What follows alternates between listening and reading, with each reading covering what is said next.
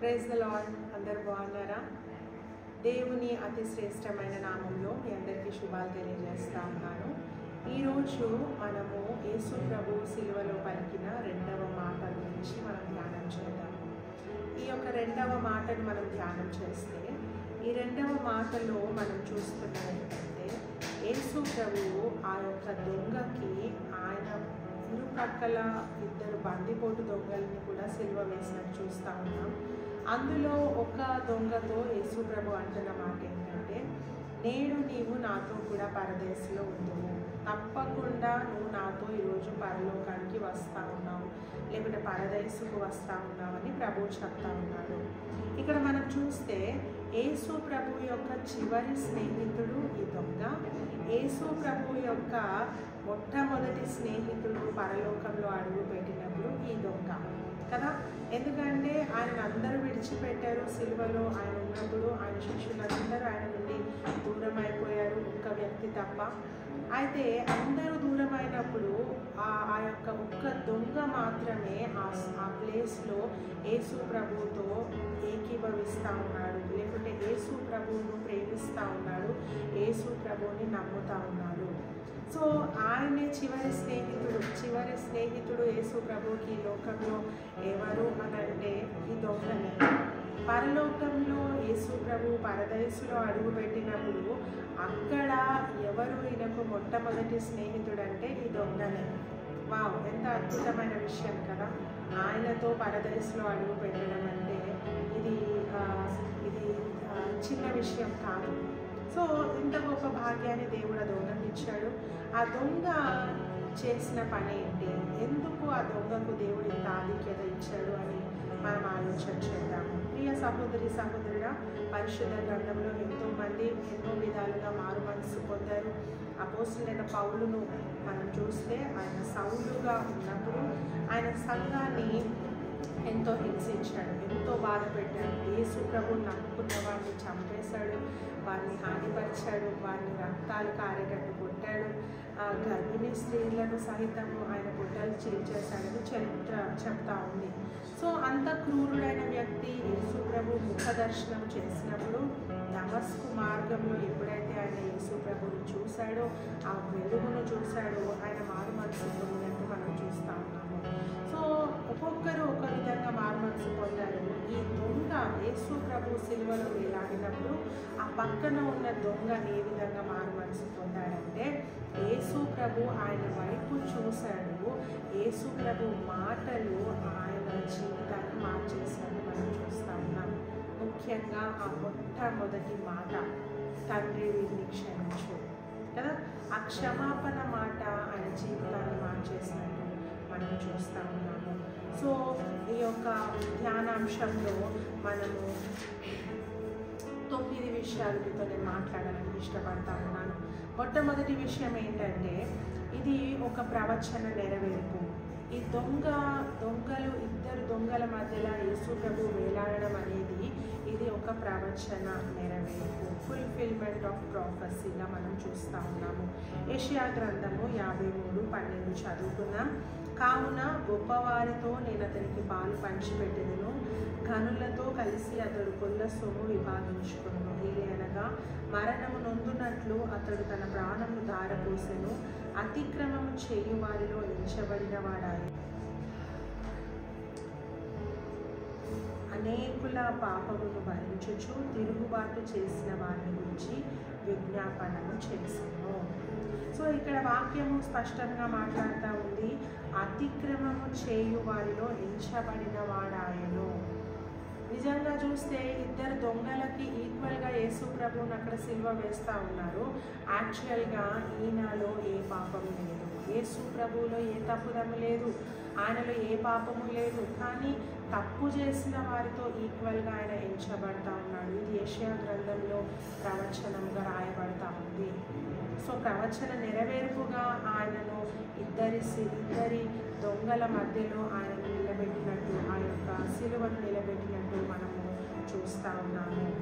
So రెండవదిగా మనం చూస్తే ఈ యొక్క యేసు ప్రభు యొక్క మాటలు అక్కడున్న ఇద్దరికి అందించబడతా ఉంది, సువార్త అందించబడతా ఉంది. రెండవ అంశం ఏంటంటే, రెండవ విషయం ఏంటంటే సువార్త అందించబడతా ఉంది. యేసు ప్రభువు మధ్యలో ఉన్నాడు. ఇద్దరు దొంగలు ఇటు అటు ఉన్నారు. అయితే ఇద్దరికీ అందుబాటులో సువార్త అందించబడతా ఉంది. ఇద్దరికి అర్థమయ్యే రీతిగా, ఇద్దరికి వినిపించే రీతిగా ఈ యొక్క సువార్తను అందించబడతా ఉంది. హల్లెలూయా. నిజంగా ప్రస్తుత కాలంలో కూడా ఈ యొక్క సువార్త అందించబడుతూనే ఉంది. రేడియోస్ ద్వారా, టీవీల ద్వారా, యూట్యూబ్ ద్వారా కదా, మన చర్చెస్లో మన సేవకుల ద్వారా అందించబడుతూనే ఉంది. మనకు అవైలబుల్గానే ఉంది. మనకు దూరంగా సువార్త లేదు. కానీ ఎంతమంది మారు మనసు పొందుతూ ఉన్నాము, ఎంతమంది హృదయాలను మార్చుకుంటూ ఉన్నాము, ఎంతమందిని జీవితాలను ప్రభువుకు సమర్పించుకుంటూ ఉన్నాము.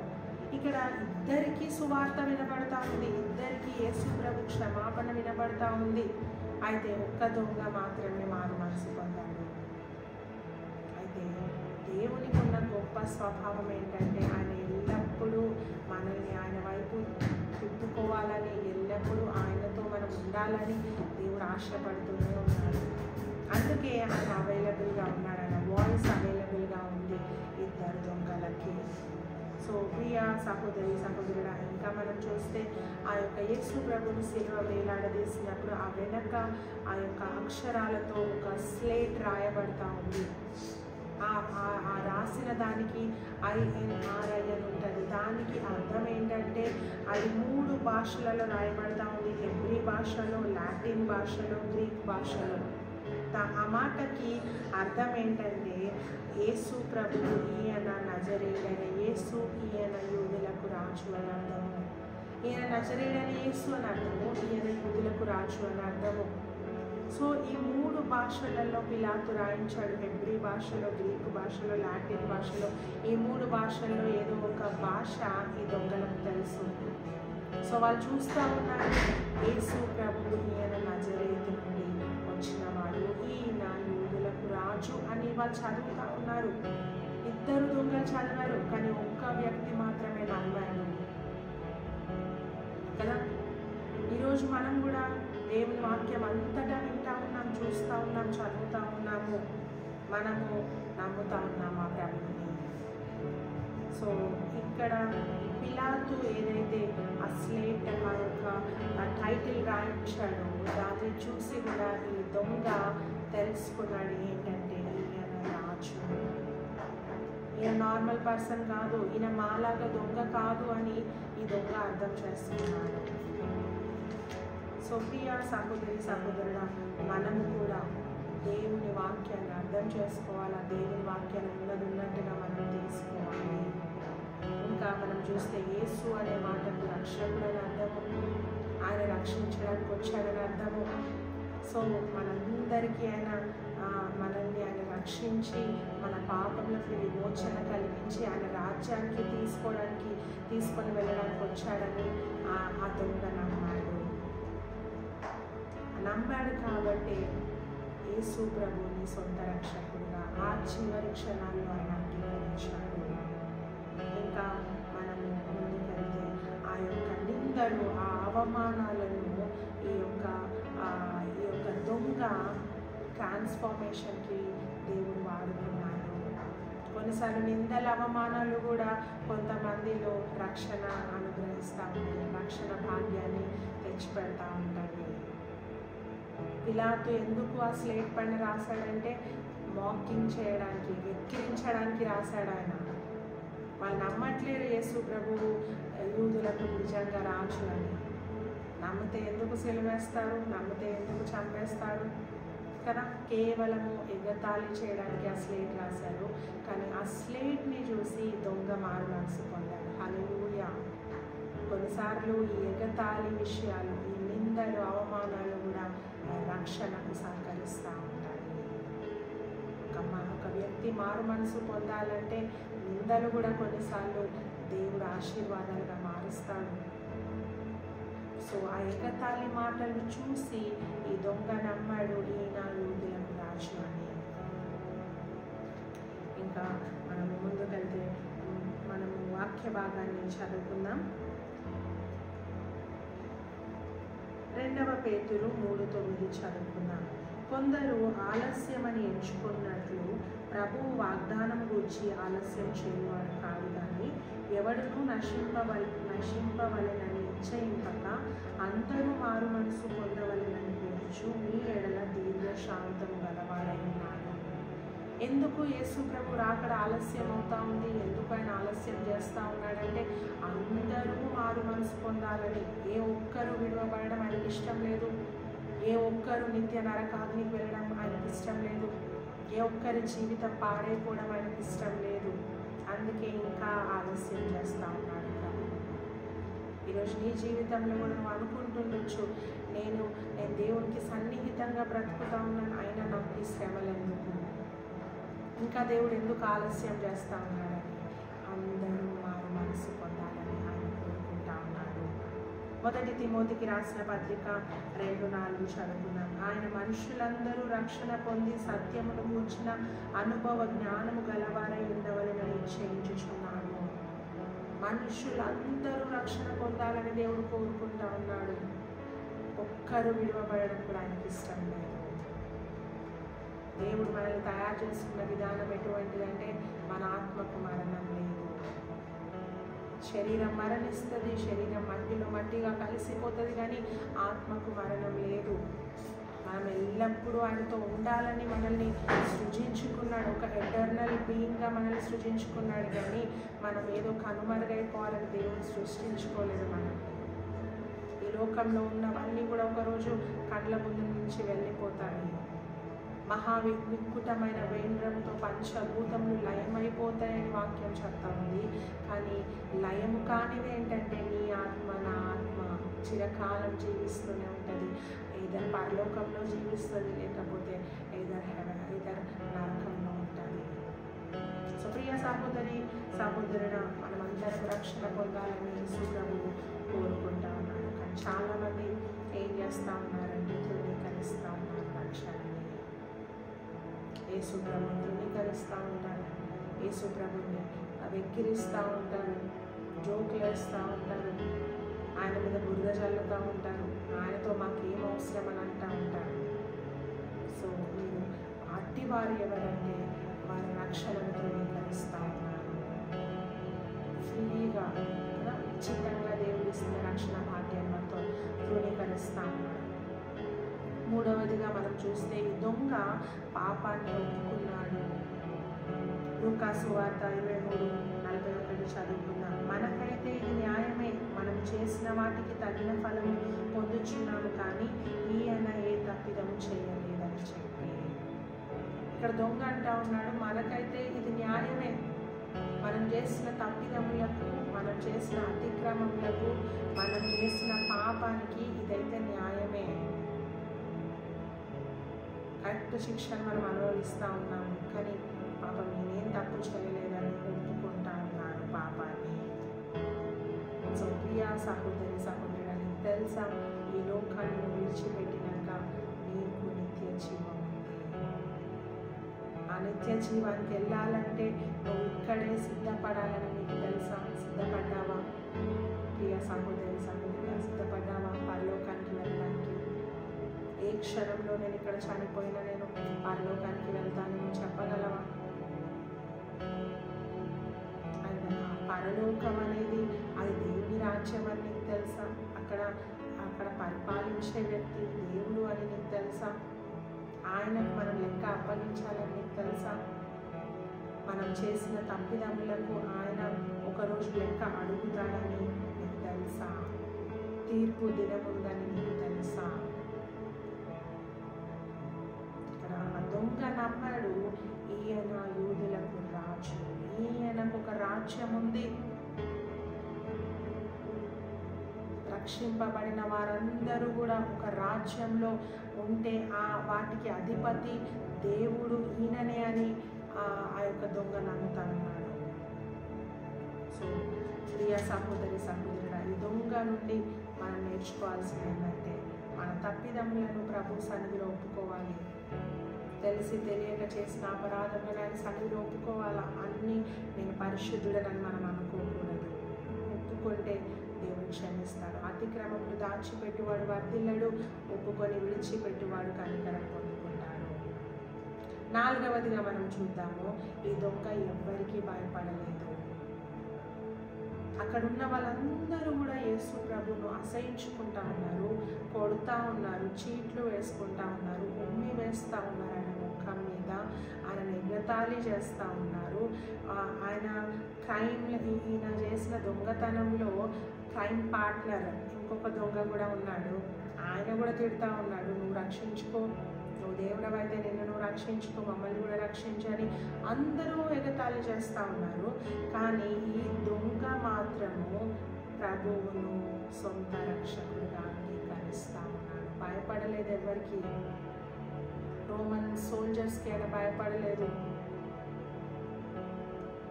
ఆయన ఫ్రెండ్, ఆయన సొంత మంచి స్నేహితుడు ఆ దొంగ, ఇంకొక దొంగ ఈయన స్నేహితుడు, ఆయనకు భయపడలేదు. ఎందుకంటే వాళ్ళందరూ తిడుతూ ఉన్నారు ప్రభువుని, నేను ఒక్కడిని ఈయనకు సపోర్ట్ చేస్తే వాళ్ళు ఏమంటారు అని ఎవరికైనా భయపడలేదు. చివరి క్షణంలో ఆ దొంగ తీసుకున్న నిర్ణయము ఆయనను పరలోకాన్ని తీసుకొని పోయింది, పరదైసులోకి తీసుకొని వెళ్ళింది. హల్లెలూయా. ఈరోజు నువ్వు భయపడతా ఉన్నావా? యేసు ప్రభుని సొంత రక్షకుడిగా అంగీకరించడానికి భయపడతా ఉన్నావా? వాళ్ళేమనుకుంటారు, వీళ్ళేమనుకుంటారు, నేను నమ్మితే నన్నేం చేస్తారు అని భయపడతా ఉన్నావా? నో, ఇది నీ సొంత నిర్ణయం. ప్రభుత్వం నీ సృష్టికర్తతో నువ్వు తీసుకోవాల్సిన నిర్ణయం అది ఎవ్వరికి సంబంధించింది కాదు, ఎవరికో భయపడి తీసుకునే నిర్ణయం కాదు. అది నీకు సాల్వేషన్ కావాలా, నీకు రక్షణ కావాలా, నువ్వు రక్షింపబడాలి అంటే నీవే నిర్ణయం తీసుకోవాలి, ఎవ్వరికి భయపడకూడదు. ఇక్కడ దొంగ అదే చేస్తూ ఉన్నాడు, ఎవ్వరికి భయపడలేదు. ఆయన అంటా ఉన్నాడు, మనకైతే ఇది న్యాయమే, బట్ ఆయనలో ఏ పాపం లేదు, హీఈస్ గుడ్ అని ఆ దొంగ చెప్తా ఉన్నాడు. 5వదిగా మనం చూద్దాము, ప్రతికూల పరిస్థితిలో దేవుణ్ణి నమ్మాడాయన. ఆ పరిస్థితి ఎటువంటిదంటే యేసు ప్రభు యొక్క బలం అక్కడ కనిపించట్లేదండి, ఆయన బలహీనత కనిపిస్తూ ఉంది. సిలువలో ఆయన రక్తమంతా ధారపోసి ఆయన జీవితం అంతా, ఆయన శరీరం అంతా కృంగిపోతున్న సమయం అది. ఆ సమయంలో యేసు ప్రభువుని నమ్మాడు. చాలామంది యేసు ప్రభువుని నమ్మొచ్చు. యేసు ప్రభు 5 రొట్టెలు 2 చేపలు 5,000 మందికి పంచినప్పుడు చాలామంది యేసు ప్రభువుని నమ్మొచ్చు. నీటిని ద్రాక్షారసంగా మార్చినప్పుడు చాలామంది యేసు ప్రభుని రక్షకుడిగా అంగీకరించవచ్చు. ఆయన తుఫానుని ఆపినప్పుడు, సముద్రాన్ని గద్దించినప్పుడు చాలామంది అద్భుతాన్ని చూసి యేసు ప్రభుని అంగీకరించి ఉండొచ్చు. కానీ ఈ దొంగ ఎప్పుడు అంగీకరిస్తున్నాడంటే యేసు ప్రభు యొక్క మరణ సమయంలో. హల్లెలూయా. ఈరోజు అట్టి నిరీక్షణ మనకుందాం.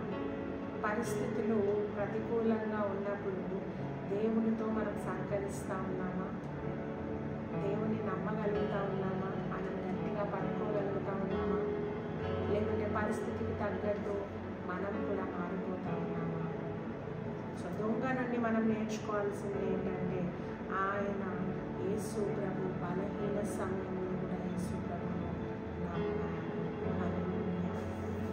6వదిగా మనం చూస్తే విశ్వాసంతో ఆయన పరలోకానికి వెళ్ళాడు కదా.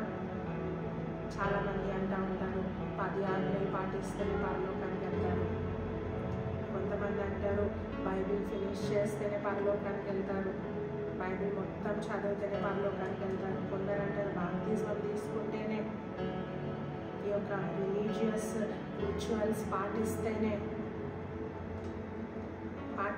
పరలోకానికి వెళ్తారు, బాప్తిజం తీసుకుంటేనే పరలోకానికి వెళ్తారని కొంతమంది చెప్తా ఉంటారు. అయితే ఈ వ్యక్తికి అంత టైం లేదండి, 10 ఆజ్ఞలు పాటించే టైం లేదు కదా, ఆఫరింగ్ ఇచ్చే టైం లేదు, టైత్ ఇచ్చే టైం లేదు, బాప్తిజం తీసుకునే టైం అంతకన్నా లేదు, ఆ టైంలో బైబిల్ ఫినిష్ చేసే టైం కూడా లేదు. కానీ ఎట్లా పరదేశంలోకి అని అడుగు పెట్టాడంటే కేవలం విశ్వాసంతో నమ్మాడు. హల్లెలూయా. ఈరోజు దేవుని మీద విశ్వాసం ఉంటే నువ్వు తప్పకుండా ఏ రోజు మరణించిన ఆ రోజు పరదేశంలో ప్రభువుతో ఉంటావు. సో ప్రియ సహోదరి సహోదరుల, దేవుడు మన యొక్క బాహ్య రూపాన్ని చూడట్లేదు. మనం అన్ని సాంప్రదాయాలు పాటిస్తూ ఉన్నామా అని చూడట్లేదు. మనం అన్ని రిలీజియస్ రిచువల్స్ అన్ని ఫాలో అవుతున్నామా ఆయన చూడట్లేదు.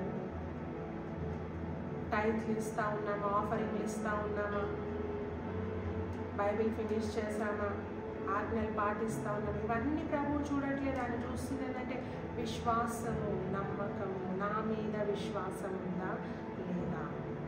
సో ఈ దొంగ కేవలం విశ్వాసంతో పరలోక రాజ్యానికి వెళ్ళినట్టు మనం చూస్తూ ఉన్నాం. పరదైసుకు వెళ్ళాడు.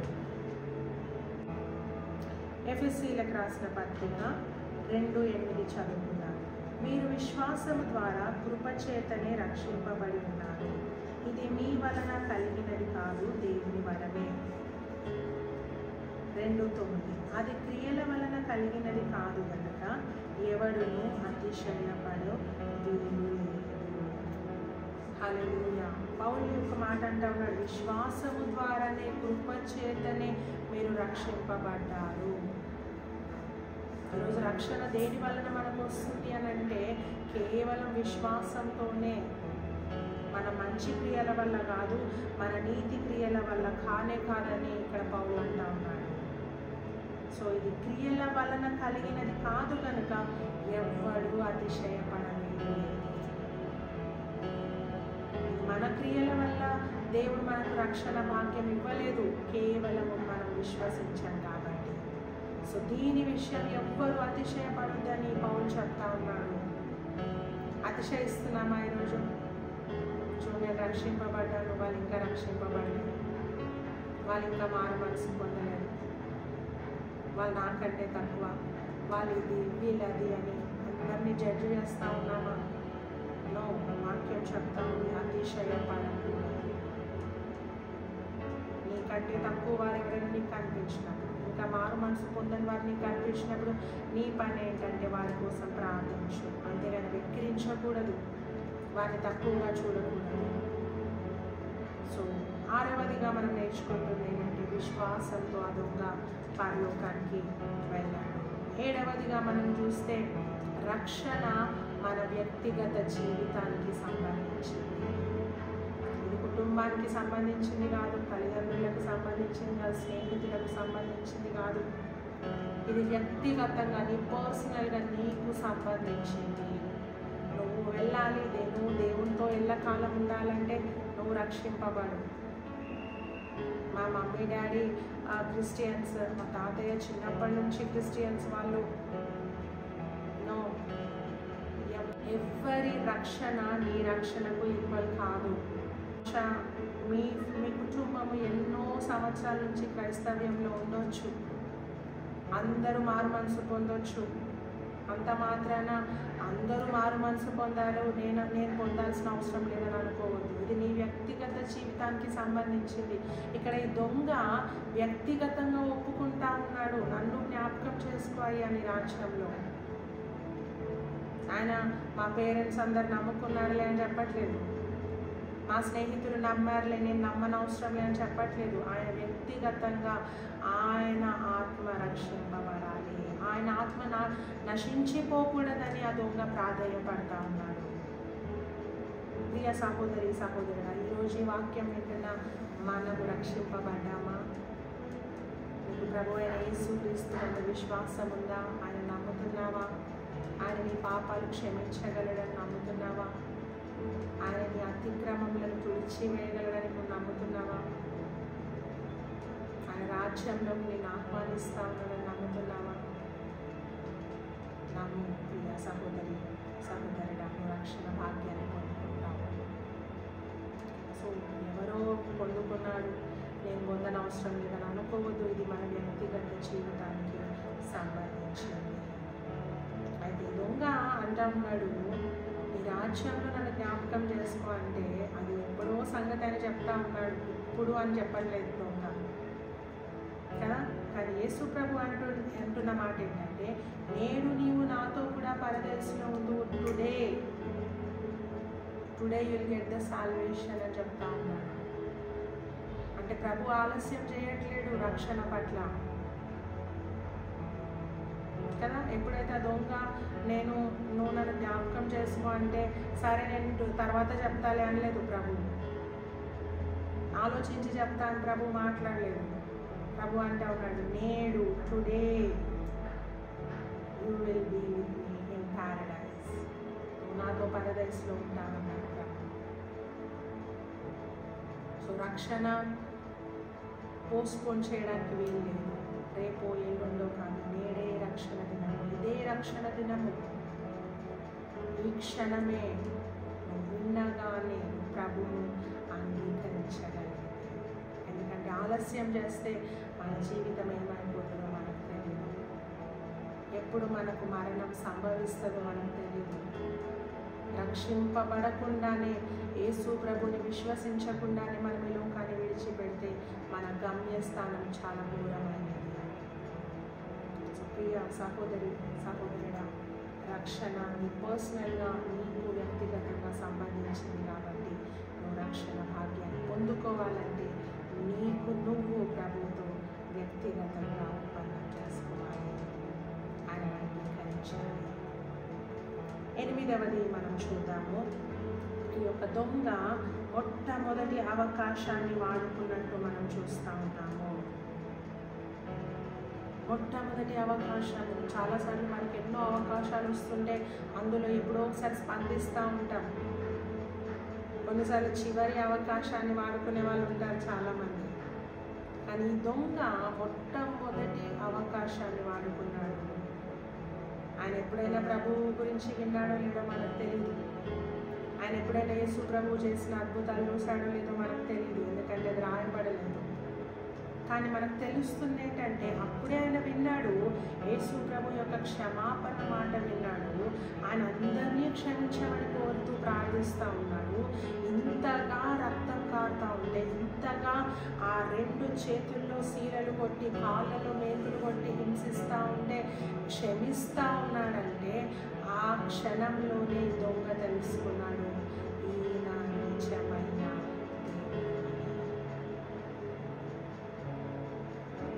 ఆ క్షణంలో క్షమించడం చాలా కష్టము.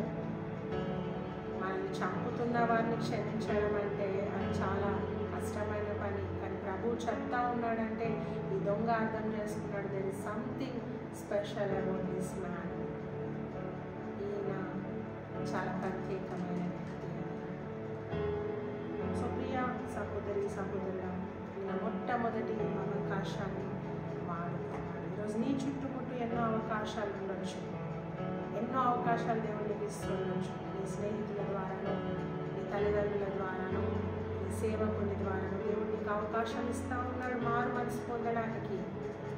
నువ్వు అవకాశాన్ని సద్వినియోగం చేసుకుంటా ఉన్నావా, లేకపోతే నిర్లక్ష్యం చేస్తూ ఉన్నావా? సో మన జీవితం ఎప్పుడు ముగించబడుతుందో మనకు తెలీదు. ఈ లోకంలో మన అంతిమ యాత్ర ఎప్పుడు క్లోజ్ అవుతుందో మనకు తెలియదు. కాబట్టి మనం సమయం ఉన్నప్పుడే రక్షణ పొందుకుందాం. అవకాశం వచ్చినప్పుడే సద్వినియోగం చేసుకుందాం. రక్షణ అనుభవాన్ని మనం పొందుకుందాము. ప్రభు రాజ్యం కోసం మనం సిద్ధంగా ఉందాము. సో ఈ పరదైసు అనేది 3వ ఆకాశంలో ఉందని అపోస్తలుడైన పౌలు 2వ కొరింథీయులకు రాసిన పత్రిక 12:2-3 చెప్తా ఉన్నాడు. క్రీస్తునందున్న ఒక మనిషిని ఎరుగుదును, అతడు 14 సంవత్సరముల క్రిందట 3వ ఆకాశమునకు కొనిపోబడెను. అతడు శరీరముతో కొనిపోబడెను నేను ఎరుగను, శరీరము లేక కొనుకోబడెనో నేను ఎరుగను, అది దేవునికే తెలియను. అట్టి మనుషుని నేను ఎరుగుదును, అతడు పరదైసులోనికి కొనిపోబడి వచింప శక్యము కాని మాటలు వినెను. ఆ మాటలు మనుషులు పడవు, ఆ మాటలు మనుషులు పలుకకూడదు. ఇక్కడ వాక్యం చెప్తా ఉంది, పరదైసు అనేది 3వ ఆకాశంలో ఉంది. ఈ 3వ ఆకాశంలో ప్రభువు ఉంటాడని, చనిపోయిన వారందరూ కూడా దేవుణ్ణి విశ్వసించిన వారు ఆ ప్లేస్కి వెళ్తారని ఇక్కడ పౌలు మాట్లాడుతూ ఉన్నారు. ఇది 3వ ఆకాశము. సో ఈ యొక్క పరదైసులోకి ఆ దొంగ యేసు ప్రభుతో వెళ్ళినట్టు మనము చూస్తూ ఉన్నాము. చివరిగా మనము నేర్చుకోవాల్సింది ఏంటి దొంగ విషయంలో అంటే ఈ యొక్క దొంగ యొక్క పాపము బయటపడింది. ఈ దొంగ యొక్క పాపము బయటపడింది. మనం చేసే ప్రతి రహస్య కార్యం, ప్రతి పాపం ఏదో ఒక రోజు మనం పట్టుకుంటాం. ఏదో ఒక రోజు అది బయటికి వస్తుంది. ఈరోజు నువ్వు దాస్తూ ఉండొచ్చు, ఈరోజు ఎవరికి తెలియకుండా నువ్వు ప్రయత్నిస్తూ ఉండొచ్చు, ఎవరికి తెలియనట్టే నువ్వు ఉంటుండొచ్చు, చాలా దాచిపెడుతుండొచ్చు నీ పాపాన్ని, నీ పాపక్రియలు. బట్ ఏదో ఒక రోజు అది బయటకు వస్తుంది. రహస్యమైనది ఏది కూడా బయటికి రాకుండా ఉండదు అని బైబిల్ చెప్తా ఉంది. సో ప్రియ సహోదరి సహోదరుల వాక్యం చెప్తా ఉంది, నీ పాపం నిన్ను పట్టుకుంటుందని. ఎవరో కాదు, నీ పాపమే నిన్ను పట్టుకుంటుంది. ఒకరోజు నీ రహస్య కార్యం బయటకు వస్తుంది. సో ఇద్దరు దొంగల జీవితం కూడా ఒకరోజు బయటకు వచ్చింది, ఒకరోజు పట్టుబడ్డారు. వాళ్ళు వాళ్ళ లైఫ్ లాంగ్ దొంగతనం చేస్తూ బ్రతికేయలేదు. ఒకరోజు వాళ్ళ పాపం బయటపడింది. ద సేమ్ వే మన రహస్య పాపం ఏదో ఒకరోజు బయటకు వస్తుంది. వాక్యం చెప్తా ఉంది, రహస్యముగా దాచబడింది మిద్దెల మీద ప్రకటింపబడతాయి. ఈరోజు ఏ రహస్య పాపాన్ని నువ్వు దాచిపెడతా ఉన్నావు, ఏమైనా తమ్ముడా, ఏమైనా చెల్లి, అది ఒకరోజు బయటకు వస్తుంది. ఆ రోజు మిద్దెల మీద ప్రకటింపబడుతుంది. ఎవరికి తెలియొద్దని నువ్వు చేస్తావో అది అందరికీ తెలియబడుతుంది ఒకరోజు. సో కాబట్టి బీ కేర్ఫుల్, జాగ్రత్త. ఈరోజే మారు మనసు పొందు. ఈ క్షణమే పాపాన్ని విడిచిపెట్టు. ఈ రహస్య కార్యాలకు ఫుల్ స్టాప్ పెట్టు. ఈరోజే ప్రభు మాట్లాడుతూ ఉన్నాడు, నేనే రక్షణ. లేదు నేను ఇట్లానే ఉంటాను, ఈ పాపంలో నేను ఎంజాయ్ చేస్తాను అని అనుకుంటే ఒకరోజు నీ పాపం నేను పట్టుకుంటాను. పాపము వలన వచ్చు జీతం మరణము. ఒకరోజు నువ్వు నింద పాలవుతావు, ఒకరోజు అవమాన పాలవుతావు. అందరి ముందు ఒక ఇన్సల్టెడ్ వ్యక్తిగా నువ్వు నిలబడతావు. నీ పాపాన్ని కంటిన్యూ చేస్తావు. కాబట్టి జాగ్రత్త. ఈరోజు ప్రభు మనల్ని హెచ్చరిస్తూ ఉంటాడు. ఈరోజే ఒప్పుకొని విడిచిపెడితే కనికరం పొందుకుంటాం, క్షమించబడతాం. అతిక్రమములు దాచిపెట్టువాడు వర్ధిల్లను, ఒప్పుకొని విడిచిపెట్టువాడు కనికరం పొందుకుంటాడు. ఈరోజు నువ్వు ఒప్పుకుంటే ఆ దొంగతో యేసు ప్రభు ఏ మాట అయితే, ఏ భరోసా అయితే అతనికి ఇచ్చాడు, నేడు నువ్వు నాతో కూడా పరదేశంలో ఉంటావు, అదే భరోసా నీకు నాకు ఇస్తాను. ఆయన చెప్తా ఉన్నాడు, ఈరోజు నువ్వు నా యొద్దకు వస్తే విశ్వాసంతో నన్ను నమ్మితే నువ్వు రక్షణ పొందుకుంటావు. నువ్వు ఏ రోజు ఈ లోకాన్ని విడిచిపెట్టినా పరదేశంలో ఆయనతో కూడా ఉంటావు. హల్లెలూయా. నీకు భరోసా కావాలా? గవర్నమెంట్ భరోసా ఇస్తూ ఉంది కదా, కాంగ్రెస్ గవర్నమెంట్ చాలా భరోసాలు ఇస్తూ ఉంది, నెరవేరుస్తూ ఉంది. ఈ భరోసా ఇచ్చేది లోక సృష్టికర్త, భూమి ఆకాశములను సృజించిన దేవుడు, మహిమాన్వితుడు, మహోన్నతుడు. ఆయన మాట తప్పని దేవుడు. ఆయన చెప్తా ఉన్నాడు, పాపాన్ని విడిచిపెట్టి ప్రభు సన్నిధిలో పశ్చాత్తాపపడి ఆయన మీద నువ్వు విశ్వాసం ఉంచుకో. ఈ క్షణమే నీకు రక్షణ అనేది. ఏ రోజు ఈ లోకంలో నీ జీవితాన్ని ముగించిన నెక్స్ట్ సెకండ్ పరదేశంలో ప్రభుత్వం ఉంటాం. అట్టి కృపా దేవుడు మనందరికీ దయచేయండి. ప్రార్థన చేసుకుంటాం. యేసయ్యా నీకు వందనాలయ్యా, ఈ సమయంలో నీ పాద సన్నిధికి వచ్చి మొదలుపెడతా ఉన్నాం తండ్రి. ఆ యొక్క రెండవ దొంగ, ఆ యొక్క సిలువలో ఎవరైతే ఉన్నారో ప్రభా, ఆయన జీవితం ద్వారా మేము ఎన్నో అంశాలు, ఎన్నో విషయాలు నేర్చుకుని ఉన్నాం ప్రభా. వీటన్నింటినీ మా జీవితంలో ఫలింపచేయండి. మేము కూడా ప్రభా దొంగ వలె ప్రభా పశ్చాత్తాపం కలిగి ఈ సన్నిధిలో ప్రాయశ్చిత్తం పొందుకున్నటకు సహాయం చేయండి ప్రభా.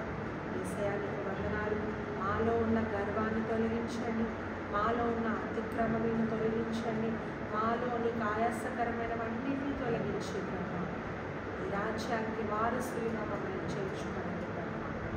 కానీ రహస్య పాపంలో ఎంతమంది బిడ్డలైతే జీవిస్తా ఉన్నారు, ఎంతమంది తండ్రి భార్యలకు తెలియకుండా, భర్తలకు తెలియకుండా, తల్లిదండ్రులకు తెలియకుండా, పిల్లలకు తెలియకుండా రహస్య పాపంలో గడుపుతూ ఉన్నారు, బ్రతుకుతూ ఉన్నారు, చీకటిలో జీవిస్తూ ఉన్నారు. అట్టి వారి జీవితాలను జ్ఞాపకం చేసుకుంటారు. ఈ క్షణమే వారికి మారు మనసు దయచేయండి ప్రభా. ఇదే రక్షణ దినమని నువ్వు చెప్తా ఉన్నామయ్యా. నీ పాపం నేను పట్టుకుంటుందని నువ్వు చెప్తా ఉన్నామయ్యా. ఆ రోజు రాకముందే నీవు పశ్చాత్తాపడమని చెప్తా ఉన్నావు. ఈ సమయంలో వాక్యం వింటున్న ప్రతి ఒక్కరితోనూ మాట్లాడుతూ ఉన్నా దేవుడు. ప్రతి ఒక్కరిలో మారు మనసు దయచేయండి. పాపాన్ని విడిచిపెట్టి నేను వెంబడించుటకు సహాయం చేయండి. వారు ఒప్పుకుంటుండగా వారిని క్షమించండి. రక్తంతో కడగండి. మీరే ప్రభావాన్ని నిర్దోషులుగా మార్చండి, నిష్కలంకులుగా మార్చండి ప్రభా. నిరపరాధమైన చేతులుగా వారి చేతులను మార్చండి. స్తోత్రం. వాక్యము విన్న ప్రతి ఒక్కరు వీళ్ళందరినీ జ్ఞాపకం చేసుకోండి. మాలో ఏ ఒక్కరు నశించిపోకూడదని మేమందరము ఒకరోజు ఈ పరదైసులో మేమందరము ఉండుటకు నిన్ను కలుసుకునే భాగ్యాన్ని మా అందరికీ దయచేయండి. మీకే సమస్త మహిమా ఘనత ప్రభావం చెల్లిస్తూ కొద్ది వినపము నజరేయుని స్తుతిస్తున్నామన్నా ప్రార్థించి అడిగి బతికి వేడుకొని పొందుకొని ఉన్నాము. Amen. God bless you all.